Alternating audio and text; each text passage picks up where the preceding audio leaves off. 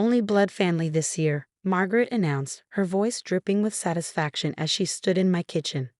We're going back to our traditional party dinner. I looked up from the sugar cookies I was decorating, the ones I'd spent hours making for the family gathering she was now uninviting me from. My name is Emma, and at 34, I'd been married to her son James for 5 years. Every party since our wedding, I'd hosted the family dinner, transforming our home into a winter wonderland that even Margaret had grudgingly praised. I don't understand, I said, keeping my voice steady. I've hosted party for the past 5 years. Margaret's perfectly lined lips curved into a smile that didn't reach her eyes. Yes, and it's been interesting. But this year, with Thomas's new baby, we want to keep it intimate, family only. Thomas was James's brother, and his wife Jessica had just given birth to their first child. Jessica, apparently, was invited despite also being an in-law. The distinction wasn't lost on me. Jessica will be there, I asked, already knowing the answer. Well, of course, Margaret waved her hand dismissively. She's different. She's the mother of my first grandchild. The real message was clear. Until I produced a grandchild, I wasn't really family. Never mind that James and I had been trying for 3 years, dealing with fertility issues that Margaret constantly dismissed as excuses. I see, I said quietly, setting down the piping bag. And James knows about this. Oh, he understands. Family traditions are important. Margaret touched one of the cookies, leaving a perfectly manicured fingerprint in my careful decorating. These are a bit amateur, aren't they? Jessica's taking a professional baking course. I took a deep breath, remembering the recipe was my grandmother's, the same one I'd used every party since I was old enough to reach the counter. The same cookies that James said reminded him of his own grandmother's baking. Well then, I smiled, surprising myself with how calm I felt. Thank you for letting me know. Margaret blinked, clearly thrown by my lack of protest. She'd come armed for a fight, ready to defend her decision with the arsenal of subtle jabs she perfected over the years. That's it, she asked, suspicion creeping into her voice. Of course, it's your decision. Family only, I completely understand. She lingered for a moment, perhaps waiting for tears or pleading, but I simply returned to my cookies, humming Silent Night under my breath. Finally, she gathered her designer purse and headed for the door. Dinner's at 6 on party eve, she called over her shoulder. I'll tell James to bring that sweet potato casserole you usually make. Jessica found a better recipe for him. After she left, I sat at my kitchen counter, looking at the cookies I'd spent all morning perfecting. 5 years of trying to win Margaret's approval, of hosting perfect dinners, of swallowing her backhanded compliments and subtle digs about my inability to give her grandchildren. I picked up my phone and called my best friend, Sophia. She did what? Sophia exclaimed after I explained the situation. Uninvited me from party. Family only, I repeated, surprised by how steady my voice remained. That witch. What did James say? He's at a conference until tomorrow. She made sure to come when he wasn't here. You have to tell him. I looked around my kitchen at the boxes of party decorations I'd pulled out that morning, at the schedule for party dinner I'd already planned out. No, I said slowly, an idea forming. No, I don't think I will. In fact, I have a better plan. Emma? Sophia's voice held a note of concern. What are you thinking? Remember that community center you volunteer at? The one that hosts party dinner for families in need? Yes. How many people do they usually serve? About 100, but they're always short on food and volunteers. Why? I looked at my perfectly decorated cookies, at the extensive menu plan I created, at the decorations waiting to transform my home. Because this year, they're going to have the best party dinner they've ever seen, and I'm going to need your help. I'm listening, Sophia said, and I could hear the smile in her voice. First, we need to make some calls. I know exactly how to use my party dinner budget this year. As I outlined my plan to Sophia, I felt lighter than I had in years. Margaret wanted a family-only party. Fine. But she was about to learn that family isn't always about blood. Sometimes it's about who you choose to share your table with. The next few days would be busy, but for the first time since Margaret's visit, I was actually looking forward to party. Sometimes the best revenge isn't about getting even, it's about doing better. One more thing, I told Sophia before hanging up. Don't make any plans for party eve. We're going to need all hands on deck. "Count me in," she replied. "And Emma, she's going to regret this." "Oh, yes," I said, looking at my grandmother's cookie recipe. "Yes, she is." The next week flew by in a whirlwind of preparation, while Margaret posted daily updates about her traditional family party on social media. I was quietly orchestrating something much bigger. James returned from his conference, and as I predicted, came home with Margaret's version of events. "Mom says you're okay with skipping party this year," he said cautiously, watching me chop vegetables in the kitchen. "She mentioned you had other plans." I smiled, keeping my tone light. "Oh yes, I'm helping with a community dinner. Don't worry about me." He looked confused, clearly expecting the hurt or anger Margaret had probably warned him about. "Are you sure? I can talk to Mom." "Absolutely sure," I replied, reaching up to kiss his cheek. "Your mom wants a traditional family party. I respect that. Besides, I'm excited about my plans." Over the next few days, I watched James grow increasingly uneasy with my cheerful acceptance. He'd come home to find me baking dozens of cookies, preparing freezer meals, or coordinating with Sophia on the phone. Each time he asked if I was really okay, I assured him I was better than okay. The community center was thrilled with my offer to help.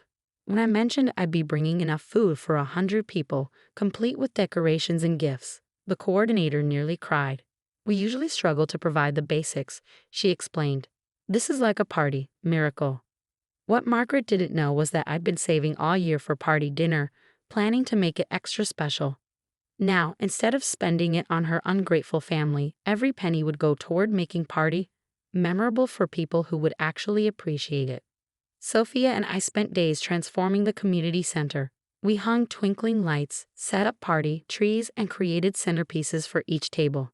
My grandmother's cookie recipe was multiplied tenfold, and the freezer was stocked with casseroles and sides. 3 days before party eve, Margaret called. "James says you're working at some soup kitchen."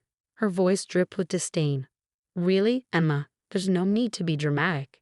If you'd like to come to dinner, you only need to ask." I stirred the pot of homemade hot chocolate on my stove, smiling at her transparent attempt to make me beg. "Thank you, Margaret, but I'm quite excited about my plans. The community dinner is going to be wonderful." "Community dinner?" she scoffed. "Serving food to strangers instead of being with family? What will people think?" "They'll think I'm doing exactly what party is about, sharing joy with others." The silence on her end was satisfying. Finally, she spoke, her voice tight. "Well, I hope you enjoy your charity work. We'll be having a proper family celebration." "I'm sure you will," I replied cheerfully. "Oh, and Margaret, don't worry about having James bring the sweet potato casserole. Jessica's new recipe probably won't go well with frozen turkey anyway." Before she could respond, I hung up, feeling lighter than I had in years. Party Eve arrived bright and clear. While Margaret prepared for her perfect family dinner, Sophia and I were at the community center early, putting final touches on everything. The place looked magical, twinkling lights everywhere, tables set with real linens and decorated with pine centerpieces, a massive tree surrounded by wrapped gifts for the children. The kitchen smelled amazing. My grandmother's cookies were arranged on festive platters, homemade hot chocolate simmered in large urns, and the buffet tables were laden with traditional dishes. All made from scratch, all made with love.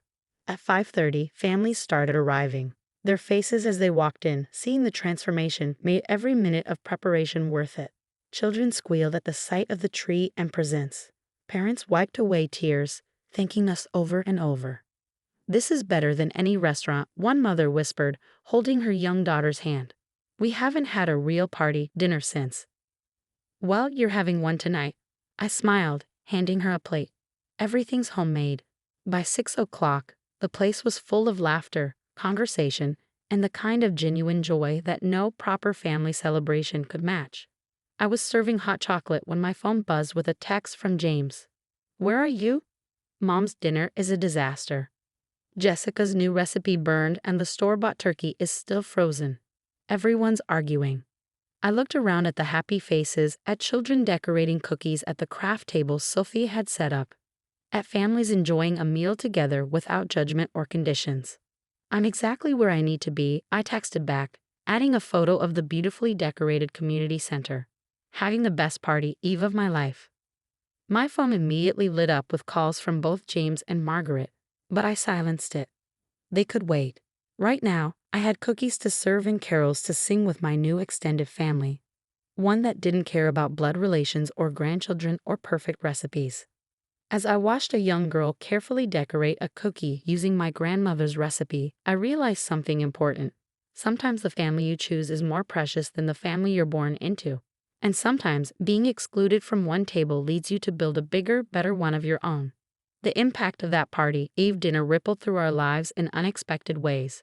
By midnight, my phone had over 30 missed calls, most from Margaret, several from James, and even a few from Jessica, who apparently was mortified about her failed cooking debut. I finally answered James's call as I was helping clean up the community center. The joy of the evening still hummed in my veins as children left clutching presents and parents thanked us with tears in their eyes. Emma, James's voice was a mix of awe and regret. The photos you sent, did you organize all of that? Yes, I said simply, watching Sophia pack leftover cookies to send home with the volunteers. This is what I chose to do with our party, budget instead of hosting your mother's perfect dinner. It's incredible, he paused. Mom's dinner was, well, it was awful. Everyone left early. She's furious. I'm sure she is, I replied, not feeling an ounce of sympathy. How's Jessica's recipe book working out? He let out a shaky laugh. Everything burned. We ended up ordering Chinese food, but most places were closed. Mom's still in tears about ruining her traditional family party. I thought about the families who'd just left our dinner. How many had said this was their first real party celebration in years? Sometimes traditions need to change, James. Sometimes we need to realize what really matters. The next morning, party day, I woke up to find James sitting at our kitchen counter, staring at the dozens of thank you notes that families from the community center had written. Why didn't you tell me? He asked softly. About Mom uninviting you, about all of this. I poured myself a cup of coffee, taking my time to answer. Because you needed to see who your mother really is without me pointing it out. And because I needed to prove something to myself. What's that? That I don't need your mother's approval to be part of a family. That I can create something beautiful and meaningful without her permission. He nodded slowly, picking up one of the cards covered in childish handwriting and glitter. You certainly did that. These people, they'll remember this party forever. So will your mother, I added, unable to keep the satisfaction from my voice. As if on cue, the doorbell rang. There stood Margaret, looking decidedly less polished than usual. Her eyes were red, her designer outfit slightly wrinkled. The newspaper, she thrust a paper at me. Had you seen it? I hadn't, but there on the front page was a photo of our community center dinner, twinkling lights and happy faces captured perfectly. The headline read, Local woman creates party, miracle for 100 families. They interviewed me last night, I said, scanning the article. Look, they even printed my grandmother's cookie recipe. Margaret's face flushed. You did this to humiliate me. No, Margaret, I corrected her gently. I did this because you showed me what family really means. It's not about blood or tradition or perfect recipes. It's about love, acceptance, and making room at your table for others. She opened her mouth to argue, but James cut her off. Enough, Mom. You excluded Emma because she hasn't given you a grandchild. You played favorites with Jessica because she did. But look what Emma created while you were busy planning your perfect family dinner. She made party magical for 100 families. Margaret's lips trembled. I just wanted a traditional family, and how did that work out? I asked, not unkindly. While you were serving frozen turkey and burnt casserole to your blood relatives, I was sharing my grandmother's recipes with people who appreciated them. That's the thing about family, Margaret, it grows when you open your heart, not when you close your doors. The silence that followed was heavy with realization. Finally, Margaret spoke, her voice small. The article, it mentions you're doing it again next year? Yes, I nodded. The community center already asked. Apparently, word's gotten out. We might need to plan for even more families. She clutched her designer purse tightly. Perhaps I could help. I do have some experience with event planning. I shared a look with James, seeing the hope in his eyes. We could use an extra pair of hands, I said carefully. But understand this, everyone is welcome at that dinner. Everyone is family. Margaret nodded slowly, understanding the deeper meaning in my words. As she left, I turned to James. Think she learned her lesson? He pulled me close, kissing the top of my head. If she hasn't, she will. You've shown everyone what party should really be about. That evening, as James and I delivered leftover cookies to our neighbors, my phone buzzed with a message from Margaret. It was a photo of her perfect designer party tree with a simple caption. Next year, would you teach me your grandmother's cookie recipe? I'd like to learn how to make party magical too. I smiled, typing back, of course, that's what family does. Sometimes the best revenge isn't about getting even. It's about showing others a better way. Margaret had tried to exclude me from her family, but in doing so, she'd helped me create something far more meaningful. A celebration where everyone was welcome, where family wasn't defined by blood but by love. And that was the greatest party, gift of all.